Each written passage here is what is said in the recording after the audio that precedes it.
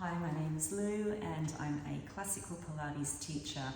In previous videos I showed you 2 exercises from the Ab 5 series.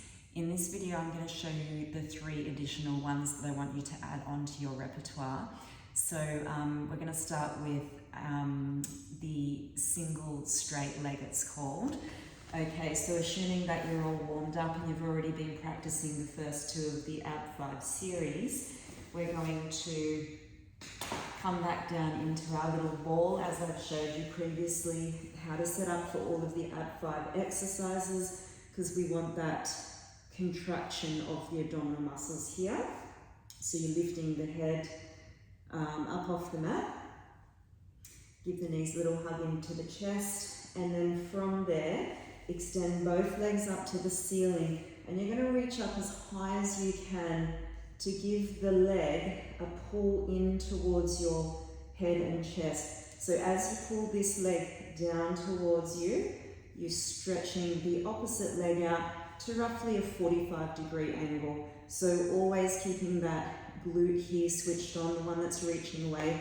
You want to be really strong in that glute, reaching up high and pull, bend the elbows, pull down into the chest and give it a little double pulse. So you go 1, 2, really stretch through the toes, and 1, 2, switch, 1, 2, 1, 2. So the goal is to have, the exercise is called single straight leg. So the goal is to have the legs as straight as you possibly can, and you'll notice if you're tight in the hamstrings, you're going to have a slight bend in the knee, which is, you have to deal with what you've got. But the more you engage your quad muscle to stretch that leg, this is the goal. You want to just go straight as you can. Maybe you can't reach up this high. Reach to wherever you can grab, and you pull, pull, pull. So you find a nice rhythm. Make sure you're breathing. Okay, obviously always finishing with the opposite leg than what you started. Hug it down into the chest for a little rest. Resting the head and neck all the way down to the mat. Just take a moment, let the neck relax. Take a breath. All right, so that was called your single straight leg. The next one we're going to go into is double straight leg. Okay, so lifting the head and neck up off the mat. Give yourself a little hug into that nice ball. Stretch the legs up to the ceiling. Glue the heels up together like you've literally got a piece of super glue there, a little bit of super glue stuck between the heels, and you literally are gluing those up together, holding onto the backs of the legs. So there's 2 ways that you can do this. If you want to go small, make sure your glutes are switched on, and you're just going to support the legs, anchor the stomach down into the mat, anchor the back down into the mat, and bring it back up to the 90 degrees. Stretch it away, keep squeezing the glutes, and pull it up. If you're okay with that, you can progress supporting the head and neck here. Squeeze, squeeze, squeeze, and bring it up.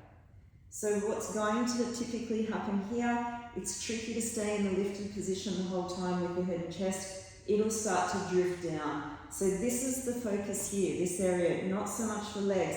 I want you to stay lifted in like a sit-up position, squeeze the glutes, and bring it up.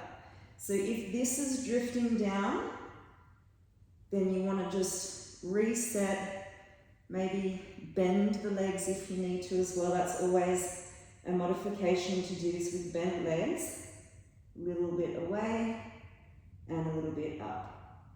Okay, so always starting small, and then you can progress to the bigger movements. Now, if you're feeling doing these videos a lot and being consistent, and you want to progress this exercise, the way that you test it is that the lower back has to stay down onto the mat the whole time. So you really feel this weight kind of feeling, sinking this down into the mat, and then you would test yourself and see how far can you lower the legs whilst keeping that lower back down.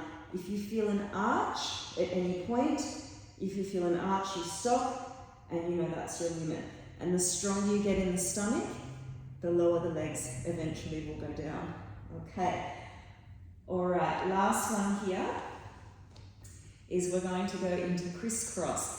Now, it's not, I see in gyms, gym classes, things like that, it's not like a fast, it's not a bicycle exercise, it's about the spinal rotation.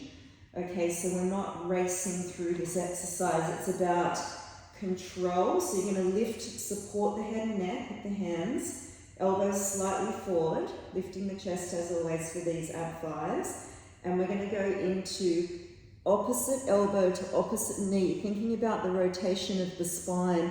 Your eyes are looking to this elbow back behind you here. Okay, so you slightly lift it up off the mat. It's really hard work here in the stomach. Bring it back in. Inhale, exhale, twist. You're aiming for that opposite elbow to the opposite knee. Look with your eyes. Really get into the twist of the spine. Inhale, center. Exhale for the twist. All right. Then once you can hold that chest up and really get into that big rotation of the spine, then you can start to flow the exercise a little bit more. So we go twist, twist, twist. Keep looking with the eyes. Keep the chest lifted. It's almost like you're lifting up through the center as you go. All right, rest it down. And just to finish off there, take a big stretch. Let the stomach muscles stretch away. That should have been lots of work through the tummy. Okay, so your goal is eventually to put all of those 5 exercises together without stopping at all. So it's a lot of work in the stomach. Again, if you do these exercises on a daily basis, you're going to find a really big difference in the strength of your core center. And practice, and I'll see you in the next video. Bye.